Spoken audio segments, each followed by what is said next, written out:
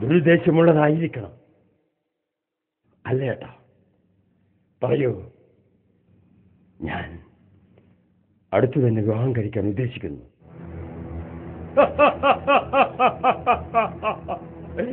GBSന്റെ ഭാഷയിൽ licensed prosecution അല്ലേ? അതെന്തുവാകട്ടെ, ഏട്ടൻ ആ പെൺകുട്ടിയെ ഒന്ന് കാണണം. എന്തിന്? സാമൂഹ്യ മര്യാദയുടെ പേരിലോ അതോ സന്മാർഗത്തിന്റെ പേരിലോ? കമ്പക്കെട്ട്. കാപ്പി തയ്യാറായി. ആ ശാലിനി, അവളെവിടെ? പുഷ്പ അപ്പുറത്തുണ്ട്. ബാലേട്ടൻ കാപ്പി കഴിക്കുന്നില്ലേ? വേണ്ട, കയ്പിച്ചുണ്ടാക്കി പഞ്ചസാരയിട്ട് മധുരിപ്പിക്കുന്ന സാധനം അല്ലേ? ഞാൻ കഴിക്കാറില്ല.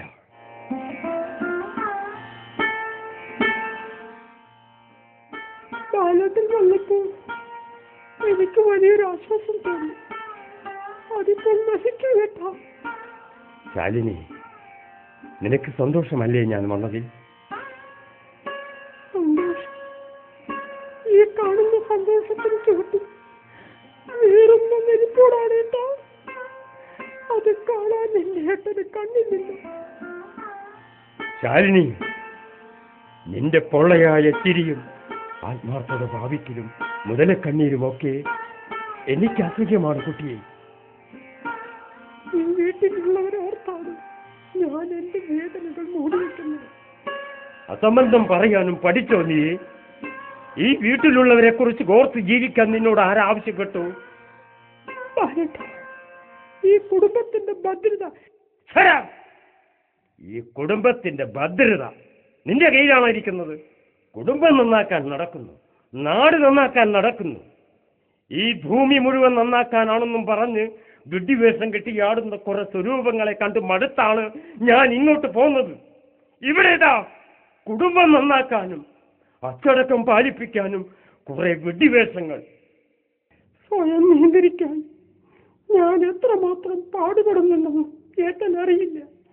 ആര് പറഞ്ഞടോ തന്നോട് സ്വയം നിയന്ത്രിക്കാൻ? മനുഷ്യൻ വിശേഷബുദ്ധി ഉപയോഗിക്കേണ്ടത് സ്വയം നിയന്ത്രിക്കാനല്ല, സ്വന്തം താല്പര്യങ്ങൾക്കനുസരിച്ച് പ്രകൃതിയെ നിയന്ത്രിക്കാനാണ്. മനസ്സിലായോ?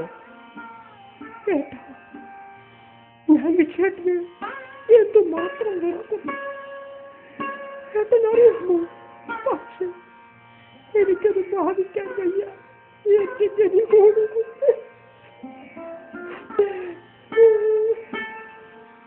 സ്വന്തം വികാരങ്ങളോട് നീതി കാണിക്കാൻ ധൈര്യമില്ലാത്ത കഴുത. ഞാൻ കണ്ടുമടുത്ത പല വിഡ്ഢിവേഷങ്ങളിൽ ഒന്നാണ് നീയും. നിന്നെയും എനിക്ക് മടുത്തു.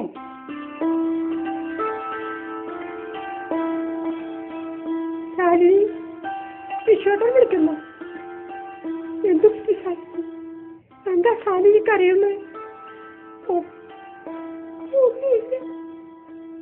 അല്ല, എന്തോ ഉണ്ട് ശാലിനി? ഒന്നുമില്ല. പറഞ്ഞില്ല ശാലിനി, എന്നോട് നുണ പറഞ്ഞു. ഞാനൊരു നടിയും കൂടിയാണെന്ന് അറിയാമല്ലോ. ഇതിന് നന്നായി അഭിനയിക്കാൻ എനിക്കറിയാം. പറയൂ, എന്തിനാണ് കരഞ്ഞത്? കരയണമെന്ന് തോന്നി. പക്ഷേ എന്തിനാണെന്നില്ല. പറയൂ ശാലിനി, ഞാൻ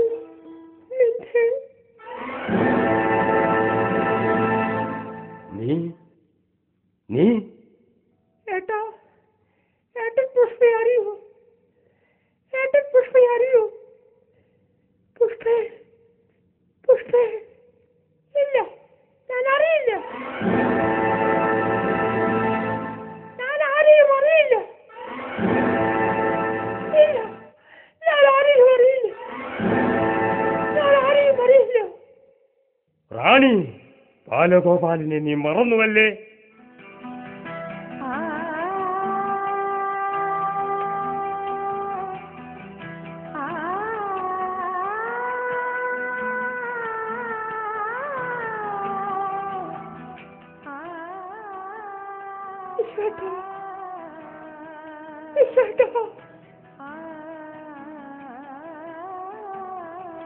എന്താ ശാലിനി? പുഷ്പേ, ശാലിനി, അവൾ അകത്തേക്ക് കൊണ്ടുപോകും. അവളകത്തേക്ക് കൊണ്ടുപോ.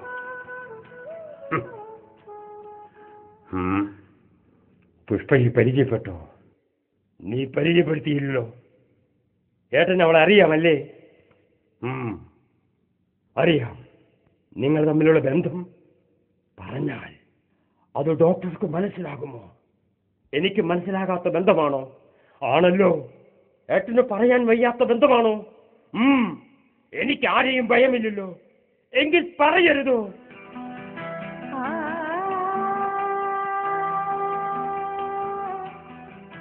അവളും ഞാനും തമ്മിലുള്ള ബന്ധം കല കല കല. എന്തു പറഞ്ഞാലും ഒരു കലയുണ്ട്. ഒരു കലയും തത്വചിന്തയും. നിങ്ങൾ തമ്മിൽ പ്രേമമായിരുന്നോ എന്നാണ് എനിക്കറിയേണ്ടത്. അനിയ, ഒരു സ്ത്രീയെ പ്രേമിക്കുക എന്ന് പറഞ്ഞാൽ എനിക്കത് മനസ്സിലായിട്ടില്ല അനിയ. സ്ത്രീകളെ ഉപയോഗിക്കുകയാണ് എന്റെ ശീലം. ഞാൻ പുഷ്പയെ വിവാഹം കഴിക്കാൻ തീരുമാനിച്ചിരിക്കുന്നു. നല്ലത്. അവൾ സുന്ദരിയാണ്, മുഷിയില്ല. അതെനിക്കറിയാം. നമ്മുടെ നാട്ടിലെ ഡോക്ടർമാർ സൗന്ദര്യം കണ്ടാൽ അറിയാനും തുടങ്ങിയോ? ഈ രാജ്യത്തിന് എന്തു പറ്റി? എനിക്ക് ആവശ്യമുള്ള മറുപടി അതല്ല. നിനക്ക് ആവശ്യമുള്ള തരത്തിലൊരു മറുപടി എന്റെ കയ്യിൽ കാണുമെന്ന് നീ വിചാരിക്കുന്നുണ്ടോ? കണ്ടേ തീരൂ. കാണില്ല. ചൂടാകരുതാ. വികസിക്കും. പിന്നെയും ചൂടായാൽ പൊട്ടിത്തെറിച്ചു പോകും. ഏട്ടൻ അവളെ ഭയപ്പെടുത്തി. പ്രേമക്കാര്യം പറഞ്ഞ് അവളെ ഭീഷണിപ്പെടുത്തി. അതുകൊണ്ട് വല്ലതും നേടാൻ ഉദ്ദേശിച്ചിട്ടുണ്ടെങ്കിൽ എന്ത് വില കൊടുത്തും ഞാൻ അതിനെ പരാജയപ്പെടുത്തും. വിശ്വം, നീ ഒന്നിന്റെയും പുറംപാടയ്ക്കുള്ളിൽ കടക്കുന്നില്ല. ഞാനൊരു കലാകാരനല്ലല്ലോ. കല അത്രയ്ക്ക് മോശമാണോടാ? ഇതാണ് കലയെങ്കിൽ ഇത് വൃത്തികേടാണ്. അല്ലടാ, അതല്ലടാ വൃത്തികേട്. നീയൊക്കെ മേനി നടിക്കുന്ന സമൂഹത്തിന്റെ വൃത്തികെട്ട മോന്തയുണ്ടല്ലോ, അതിന്റെ ക്ഷൗരവൃത്തിയാണോടാ കല? അല്ല, ഇത് സാമൂഹ്യ നീതിയുടെ കഴുത്തറക്കലാണ്. കഴുത്തറപ്പ് നിന്റെ കലയല്ലേ വിശ്വം? ഇതൊക്കെ ഇപ്പൊ പറയാൻ എന്താണ് കാര്യമേട്ടാ? അനിക, എനിക്കും കലയ്ക്കും നിന്റെ പുതിയ കാമുകിക്കും തമ്മിലുള്ള ബന്ധം മനസ്സിലായി.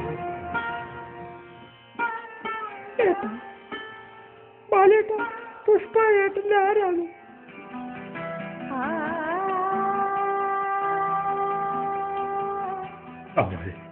അവളെന്റെ എല്ലാമായിരുന്നു. കലയായിരുന്നു, ജീവിതമായിരുന്നു, ശിശിയായിരുന്നു.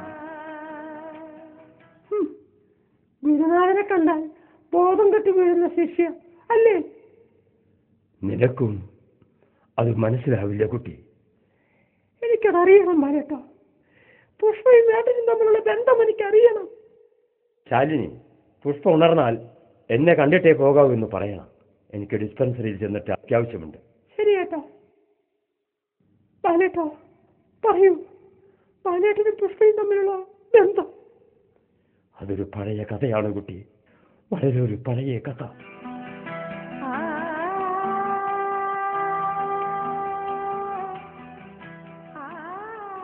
എനിക്ക് കേൾക്കണം. പലതും അനുഭവിച്ചറിഞ്ഞതിന് ശേഷമാണ് ഞാൻ ഒരു നർത്തകനായി. പക്ഷേ എന്റെ ഗുരുനാഥന് മരിക്കുമ്പോൾ ഒരാശ്വാസമുണ്ടായിരുന്നു. അദ്ദേഹത്തിന്റെ കല മരിച്ചിട്ടില്ല. പിന്നീട് ഞാൻ വളരും തോറും ഞാൻ ഭയന്നു. എന്നോടൊത്ത് എന്റെ കലയും മരിച്ചു പോകുമോ എന്ന്. അങ്ങനെയാണ് ഞാൻ റാണിയെ കണ്ടുമുട്ടുന്നത്. നിനക്ക് മനസ്സിലാകുന്നുണ്ടോ? അവൾ പഠിച്ചു, സമർത്ഥമായി പഠിച്ചു, എന്നെ അത്ഭുതപ്പെടുത്തി, ആനന്ദിപ്പിച്ചു. നിമിഷം പ്രതി വളരുന്ന അവളെ നോക്കി ഞാൻ ആനന്ദം കൊണ്ട് കരഞ്ഞിട്ടുണ്ട്. ഒരു ദുഃഖമേ എനിക്കുണ്ടായിരുന്നുള്ളൂ. അവളുടെ വളർച്ച കണ്ട് എന്നോടൊത്ത് സന്തോഷിക്കാൻ എന്റെ ഗുരുനാഥനില്ലായിരുന്നു. പക്ഷേ പൊള്ളയായ വാഗ്ദാനങ്ങളും പണവും പ്രശസ്തിയും അവളെ വ്യാമോഹിപ്പിച്ചു. സ്വർണമെഡലുകൾക്കും പ്രശംസാ പത്രങ്ങൾക്കും വേണ്ടി അവൾ കലയെ വിഭജിച്ചു. എന്നാലും അവളുടെ ഇന്നത്തെ നിലയും വിലയും കണ്ട് ഏട്ടന് സന്തോഷമില്ല. എന്നവൾക്ക് പ്രശസ്തിയുണ്ട്, പണമുണ്ട്. ഏത് വേഷിക്കും അതുണ്ടാകും. മാറുലയ്ക്കാനും നിതമ്പം വെട്ടിക്കാനും തയ്യാറുണ്ടെങ്കിൽ ഈ പട്ടികൾ നിന്നെയും മഞ്ഞലോകം കൊണ്ട് മൂടും. പക്ഷേ അത് കലയല്ല, കലയല്ല.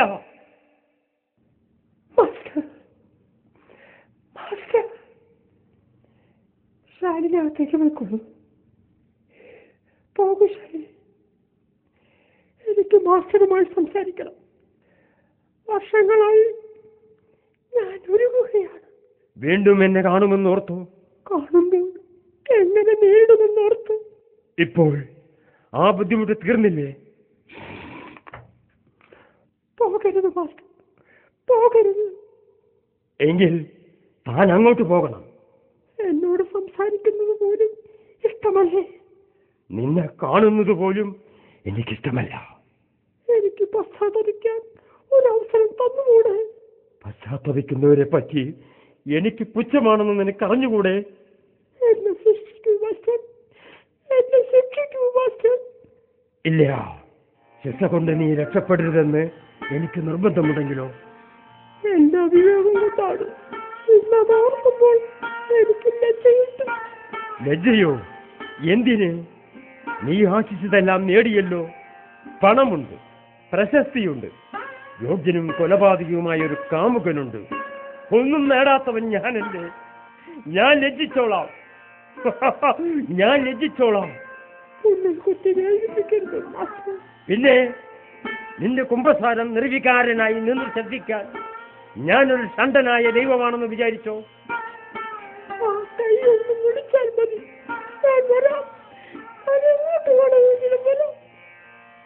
എനിക്ക് പട്ടികളെ വളർത്തി ശീലമില്ല കുട്ടി. പല എന്തെന്നറിയാത്ത ഈ പണത്തി സാധിക്കളുടെ ഇടയിൽ നിന്ന് ഈ റാണിയെ രക്ഷിക്കൂ മാസ്റ്റർ. ഇല്ല, നീ നശിക്കണം. നിന്റെ പരിപൂർണ നാശം കണ്ട് കോരിത്തരിച്ചിട്ട് വേണം എനിക്ക് മരിക്കാൻ.